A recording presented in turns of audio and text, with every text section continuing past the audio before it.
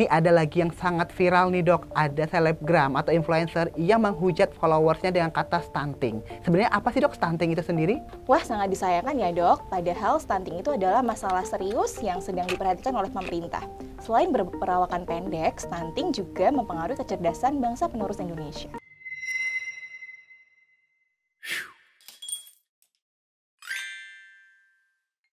Halo pemirsa Bincang Sehat semuanya. Kembali lagi di episode kita kali ini dengan tema-tema yang menarik tentunya, yang kita akan bahas sesuai dengan berita hot yang sedang viral saat ini.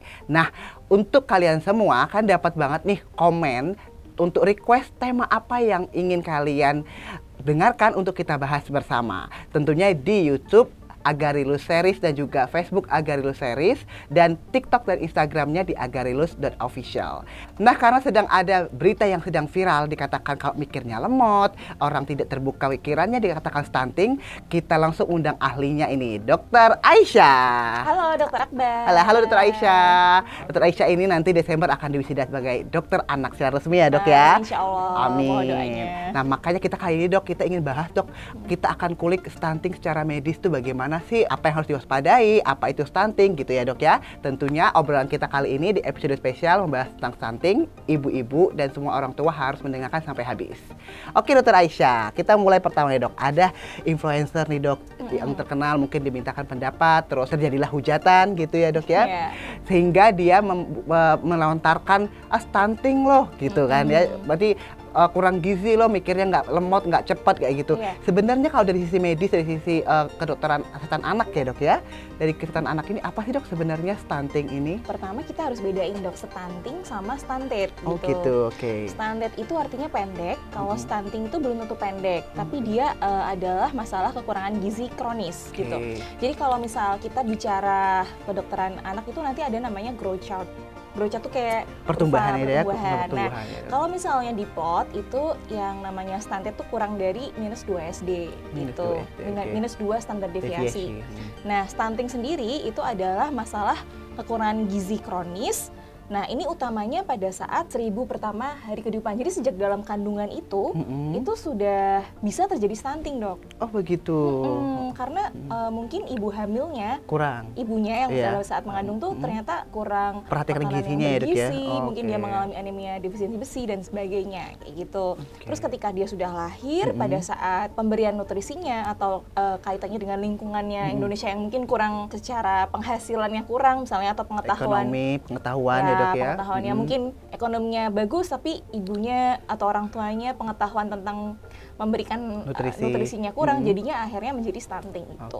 Gitu. Oke, untuk selain itu dok, apakah stunting itu pasti sering dikatakan lemot atau kan tadi dokter bilang tidak hanya pendek ya dok ya, tapi lebih ke kekurangan gizi. Nah ini apakah berpengaruh terhadap nanti dia cara berpikir, menangkap pelajaran dan semacamnya dok? Ya tentu iya berpengaruh ya. Jadi tadi stunting itu kan masalah, sebenarnya etiologinya banyak banget nih sejak dalam kandungan sampai ini gitu kan, sampai dia sudah lahir gitu.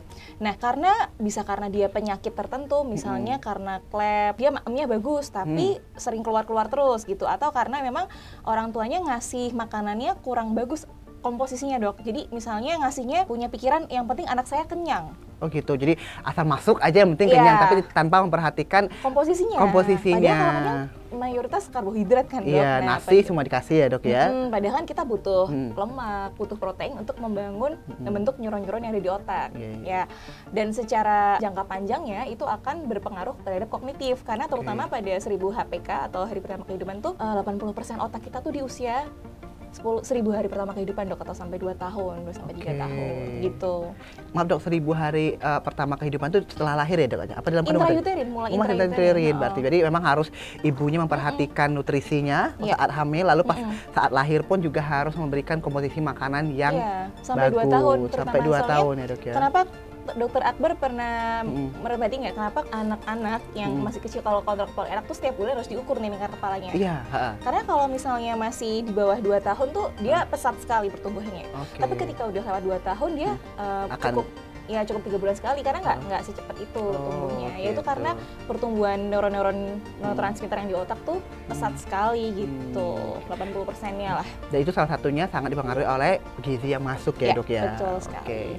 Nah, Dok, kalau begitu untuk stunting sendiri, Dok, data dan faktanya di lapangan tuh seperti apa sih, Dok, yang terjadi? Kalau dari WHO sendiri sebetulnya menetapkan maksimal tuh 20%, Dok. Tapi sayang sekali berdasarkan data Riskesdes Indonesia ya, tahun 2021 tuh kita masih di angka 27%. 27% ya, Dok, tapi ya. ini angka ini udah lumayan turun sih dibandingin tahun 2018 tuh sekitar 30% gitu. Makanya nih pemerintah mulai memprogramkan intervensi dini gitu. Dengan cara apa? Dengan cara yaitu ibu hamil atau pasangan-pasangan muda diberikan edukasi penyuluhan gitu ya, jadi, Dok, ya. Jadi nggak menikah aja tapi harus memikirkan nanti ketika saya hamil saya udah tahu saya harus minum nutrisi apa, misalnya suplementasi zat besi atau makan-makan yang bergizi, karena juga menutrisi janin yang ada di kandungannya.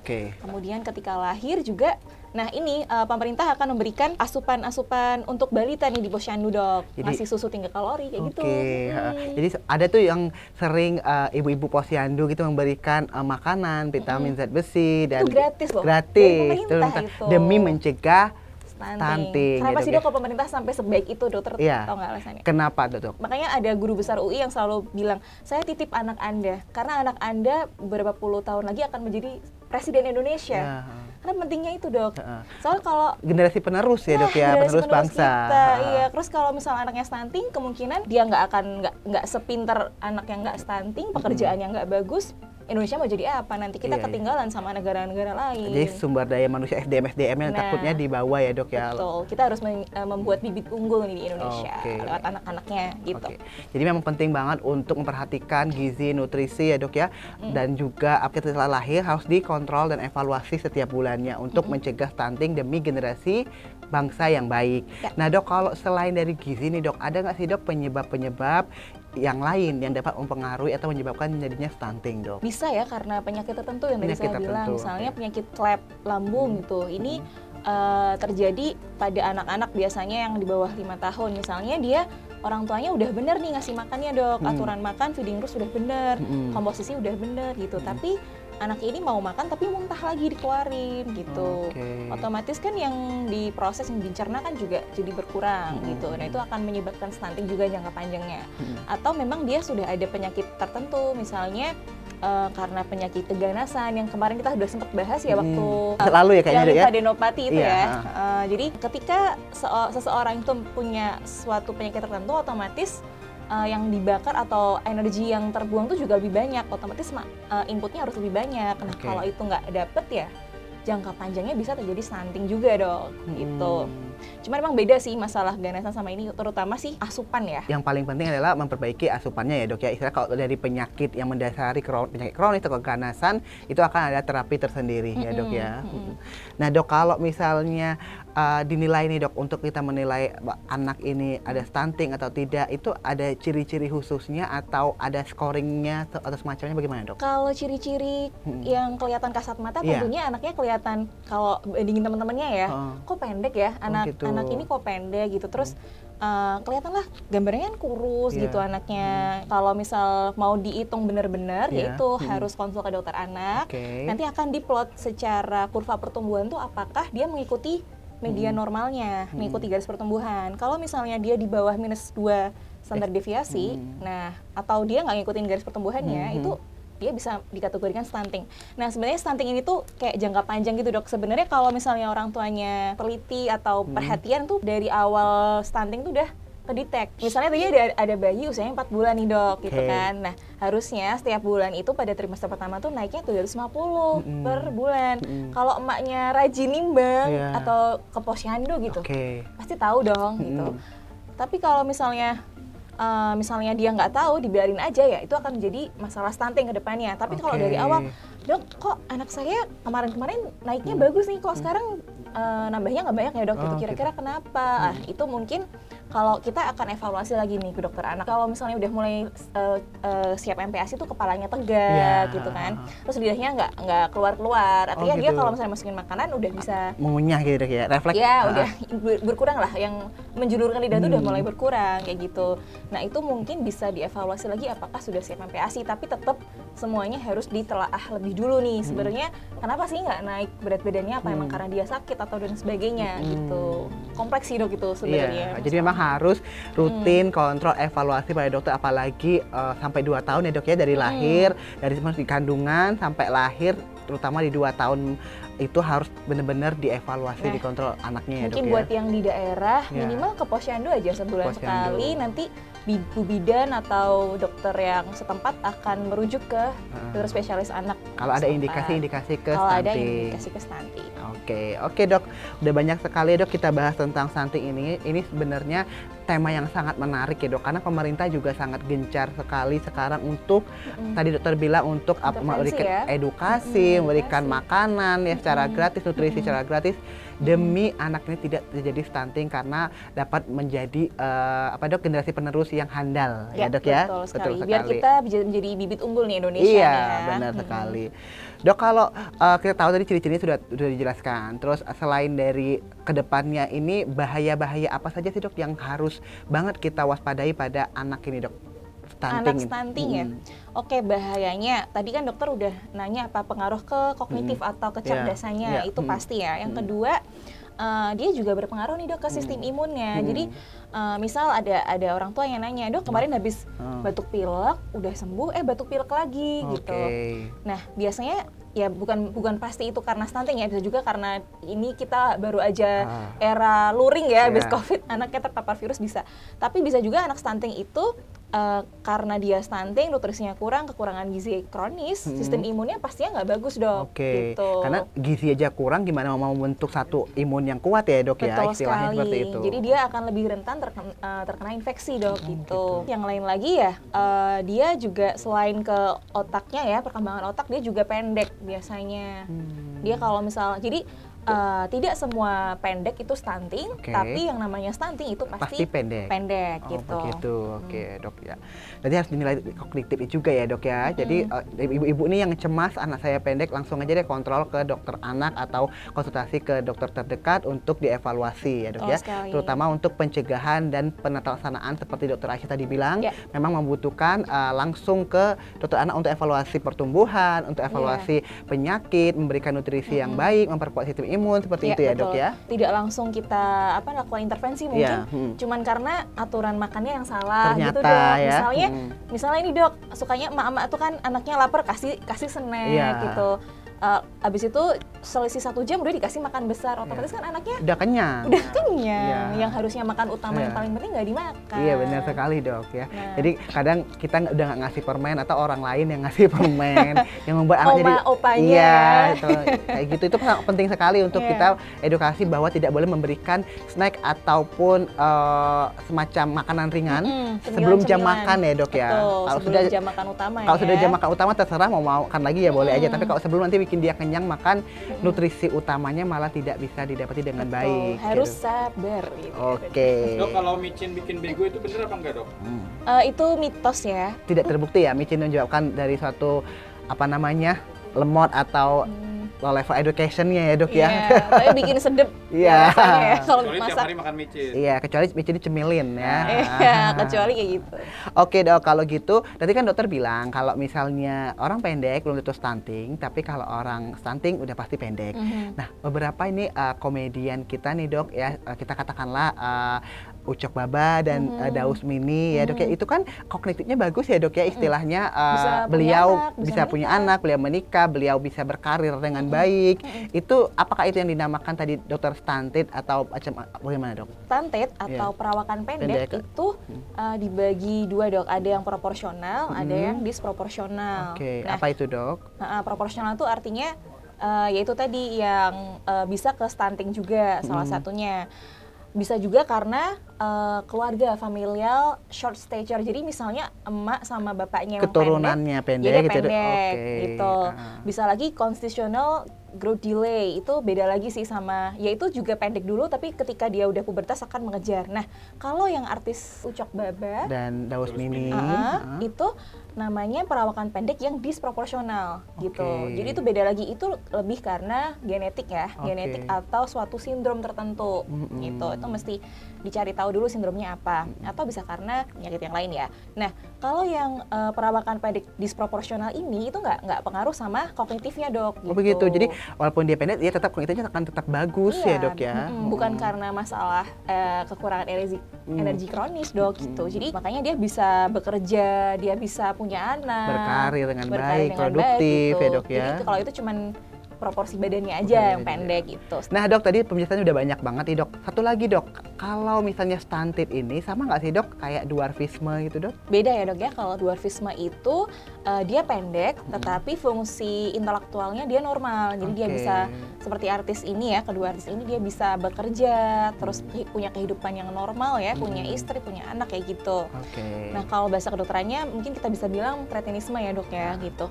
Kalau yang stunting ini, stunting yang tadi kita bahas itu adalah pendek yang proporsional. Kalau yang dwarfisme ini adalah perawakan pendek yang disproporsional gitu. Jadi panjangnya nggak proporsional, panjang badannya gitu. Itu lebih karena genetik atau sindrom tertentu gitu. Oke dok. Oke, udah jelas banget ya, banyak banget penjelasan tentang stunting, apa itu stunting, stunted, dan juga kita bahas-bahas tentang tips dari definisi, dari pengertian ya dok ya, edukasi sampai pencegahan. Jadi harus banget nih kalian selalu pantengin yang namanya Agarilus Series di YouTube, cari Bincang Sehat ya, episode stunting kali ini, dan tonton sampai habis. Nah, kali ini dok, kita akan masuk di bagian tips and tricks bersama Bincang Sehat. Dokter Aisyah, bagaimana sih tips and trick cara mencegah atau pola asuh yang baik untuk mencegah stunting ini, dokter? Jadi pola pengasuhan anak itu tentunya pemberian nutrisi yang baik ya dok ya, dari sebetulnya dari dia berada dalam kandungan sampai dia lahir, terutama 1000 hari pertama kehidupan. Gimana pola asuh yang baik dengan memberikan ASA-ASI asuh ya. ASA-ASI asuh itu memenuhi kebutuhan primer, sekunder, tersier. Jadi nggak cuman kebutuhan pakan dan sandangnya juga, tapi kebutuhan kasih sayang juga dok. Gitu. Itu juga berpengaruh ya dok ya? Anak kecil tahu loh kalau disayangin sama orang tuanya. Contoh nih misalnya nangis, kejer. Anak kecil kan nggak bisa ngomong. Jadi caranya dia komunikasi adalah dengan menangis. Nah, kalau anak menangis, jangan dibiarkan dia menangis terlalu lama. Jangan dibiarin, udahlah biarin aja. Ntar juga capek sendiri gitu ya? Capek sendiri. Nah, itu nggak baik loh dok buat psikologisnya anak. Jadi ketika anak menangis, segera kita datengin, kita cup-cup lah, kita peluk. Berikan dia skin to skin sentuhan gitu ya dok, biar dia merasa dia terlindungi gitu. Kita cari tahu kenapa sih anak ini nangis kayak gitu. Ini beda sama tantrum sih ya dok.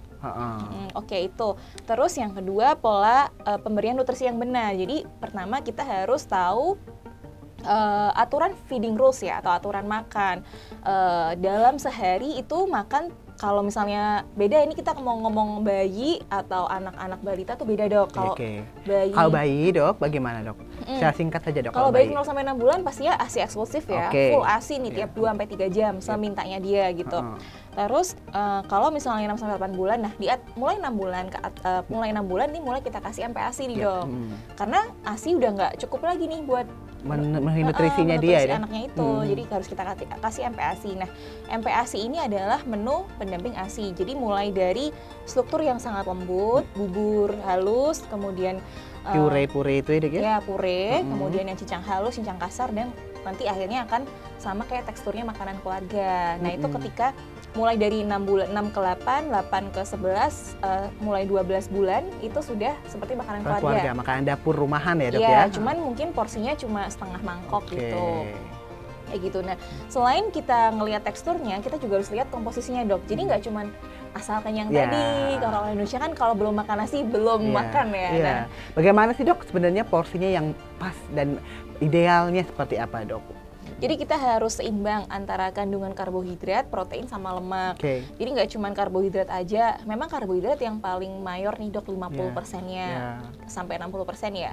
Protein itu bisa 15 sampai 20%. Kemudian yang lemak itu 25 sampai 30. Nah, gimana caranya ngasih, misalnya dokter bikin bubur, nah nanti dikasih minyak atau dikasih telur, daging kayak gitu, macam-macam lah. Maksudnya jangan cuman polosan aja.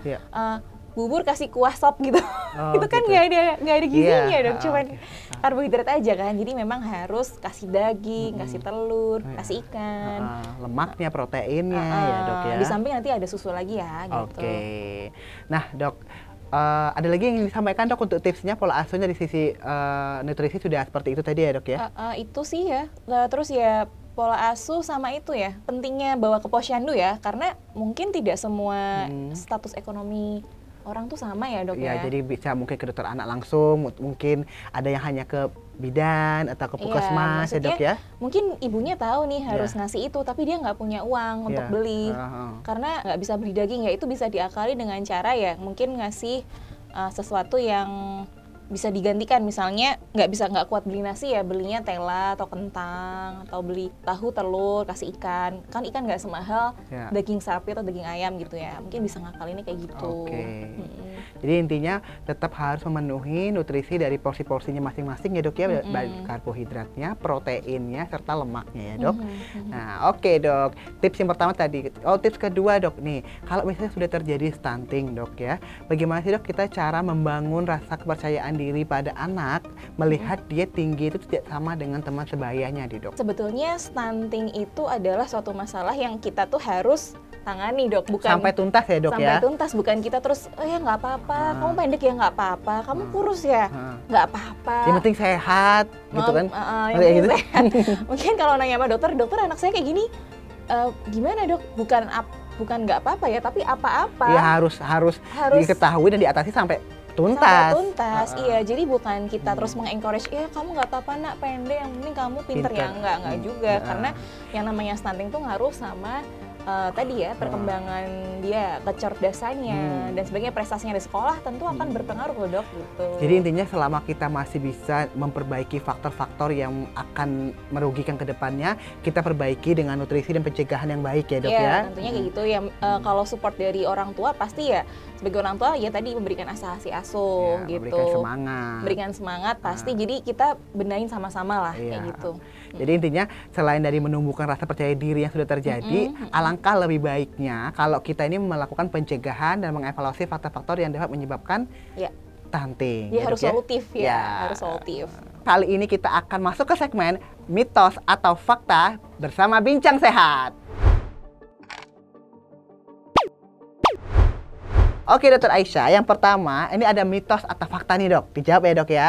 Stunting hanya terjadi di masyarakat ekonomi kelas bawah nih dok, apakah benar dok? Tidak selalu ya dok ya, jadi memang stunting itu banyak faktornya, bisa karena penyakit tadi yang saya sebutin, bisa karena asupan nutrisi yang kurang dari sejak ibunya hamil sampai dia tumbuh. Memang faktor ekonomi itu berpengaruh dok di sini, karena misalnya ibunya punya pengetahuan nih, ngerti nih cara mendidik anak atau ngasih makan yang benar, tapi nggak punya uangnya nih dari status ekonomi yang rendah, ya itu memang berpengaruh. Cuman itu bisa diakalin dengan cara tadi beli makanan-makanan yang bisa di replace ya dengan yang lain gitu. Atau datang ke posyandu, kan sekarang pemerintah udah ngasih susu gratis, kasih vitamin gratis buat ibu hamil. Selama penyuluhan dan pengetahuan orang tuanya itu baik, dia suka mengikuti edukasi gratis dari pemerintah ya dok ya. Insya Allah tidak hanya di ekonomi kelas bawah ini bisa mencegah dan istilahnya menolak si stunting itu terjadi ya dok ya. Apalagi sekarang udah era digitalisasi ya dok, kayaknya banyak banget kuliah kayak kita gini ngasih kuliah gratis nih ya buat pengetahuan ke masyarakat, terutama mami-mami. Ya, mami dan jadi orang tua pemirsa setia Bincang Sehat di YouTube agar lebih series ya dok ya. Oke, jadi tidak hanya di kelas bawah ya dok ya. Itu mitos atau fakta dokter? Mitos. Oke, mitos. Yang kedua nih dok, apakah benar dok kalau pus pemberian MPASI itu yang mempercepat dari pencegahan stunting dok? Oke, tadi saya sudah sempat singgung ya, kalau misalnya ada bayi yang dia masih ASI eksklusif gitu. Tapi ketika umur 4 bulan atau 5 bulan misalkan, sebetulnya MPASI dimulai ketika umur 6 bulan dok. Tapi kita bisa ngasih MPASI dini ketika memang ternyata setelah dievaluasi, dianalisis tuh nggak cukup ASI aja. Nah kita bisa nih ngasih MPASI untuk mendorong pertumbuhannya. Mengejar kali ya dok, mengejar keterlambatan, ketinggalan ya. Tadi seperti saya bilang kan setiap bulan tuh targetnya 750 gram per bulan untuk trimester pertama. Kalau misalnya pertumbuhan atau weight increment-nya ini nggak tercapai, lah berarti kita harus cari tahu nih salahnya di mana. Apakah mungkin ASI ibunya nggak cukup? ASI-nya nggak cukup tuh karena emang anaknya kurang minumnya atau ibunya yang produksinya kurang. Nah itu harus dievaluasi lagi gitu. Salah satunya bisa diberikan MPASI dini. Cuman mau ngasih MPASI juga harus lihat-lihat anaknya ya dok ya. Iya, udah harus siap dengan belum? evaluasi dokter ya. Apalagi MPASI dini ya dok ya. Atas advis dokter ya dok ya. Dengan faktor-faktor indikasi-indikasi yang tepat. Jadi tidak boleh anak baru lahir langsung dikasih pisang ya dok ya. Anak baru lahir langsung dikasih bubur apa itu yang bubur sumsum itu. Banyak tuh dok beredar di media sosial gitu ya.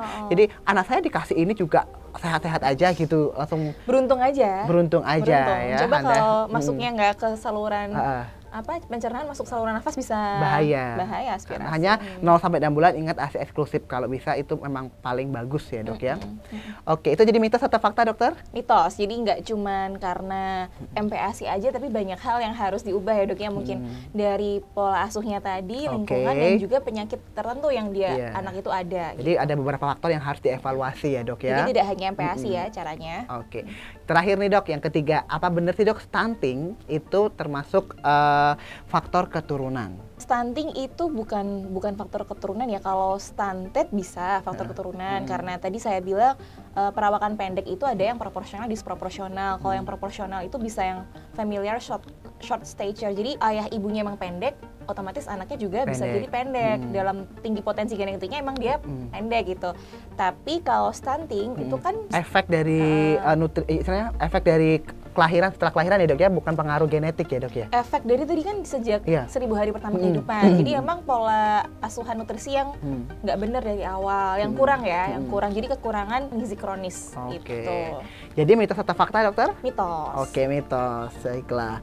Nah, udah banyak banget nih dok, jadi pembahasan mitos fakta, tips and tricks yang dapat diambil oleh para pemirsa setia Bincang Sehat Agar Lulus series ya, karena hal ini merupakan yang sangat penting di dalam kita pola mengasuh anak dan memberikan nutrisi untuk menghasilkan generasi yang cemerlang. Oke, tadi ada yang bertanya dok, tadi katanya bedanya apa mas tadi? Bedanya busung lapar sama stunting kan sama-sama gizi buruk nggak sih dok? Itu nama kedokterannya gizi buruk ya mas ya. Jadi ada gizi buruk tuh ada kwashiorkor, ada dua tipe dok, ada kwashiorkor, ada marasmus. Ada marasmus kwashiorkor. Oke, kalau yang kwashiorkor itu dia biasanya perutnya emang besar, terus dia ada bengkak. Edema tuh bengkak ya. Bengkaknya bisa di kaki, kalau misalnya ditekan itu ada piting udem, jadi kayak lego. Ada lekoan ya dok ya? Ya lego itu apa namanya? Cekungan kayak gitu. Terus rambutnya merah, gampang dicabut. Itu memang rambut merahnya karena kekurangan gizi itu ya. Terus kalau yang tipe marasmik itu kurus banget tampilannya, terus dia kayak iga gambang gitu dok. Iga gambang, mukanya kayak orang tua, old man face, terus tulangnya tuh kelihatan gitu, sampai saking nggak ada otot, nggak ada lemaknya itu jadi baggy pants, jadi kayak pakai celana kedodoran. Iya, itu namanya marasmus ya. Nah, kalau yang kombinasi tadi dok, kwashiorkor dan marasmus. Kwashiorkor, jadi emang kombinasi dari dua-duanya ya dok ya. Itu beda ya mas ya? Itu beda mas stunting. Kalau stunting tampilan anaknya tuh biasa. Ya biasa, bisa jadi dia gizi kurang aja. Kalau stunting biasanya dia gizi kurang gitu. Terus tapi kalau diplot dia stunted, tetapi pertambahan berat badannya tuh nggak mencapai target gitu. Oke, kira-kira udah jelas ya, kayak gitu ya. Oke, Dokter Aisyah, ada paling banyak banget di pembahasan kita kali ini, bermanfaat semua ya dok ya, untuk ibu-ibu, untuk orang tua, untuk saudara ataupun siapa memiliki anak kecil, penting untuk memperhatikan gizi dan evaluasi pertumbuhan dan perkembangan supaya tercegah dari stunting tadi ya dok ya. Dan jangan lupa untuk pemirsa selalu saksikan episode demi episode di Agarilus Series YouTube-nya dan Facebook-nya juga Agarilus Series, serta di Instagram dan TikTok di Agarilus Official. Tentunya akan mengangkat tema-tema yang sedang hangat dan kita akan sambungkan ke medis ya dok, pengetahuan medis. Jadi tidak hanya sensasi tapi juga berbobot ada ilmunya. Supaya nggak sesat, kita meluruskan sesuatu yang sesat gitu ya. Dan bisa request nih dok, di komen-komen bisa request pembahasan apa saja yang ingin dibahas di episode selanjutnya. Benar sekali, nanti kita akan membahas dengan medis. Oke, kalau begitu karena sudah di penghujung acara ya dok ya, saya Dr. Akbar dan saya Dr. Aisyah. Untuk pamit undur diri, sampai jumpa di episode selanjutnya. Dadah.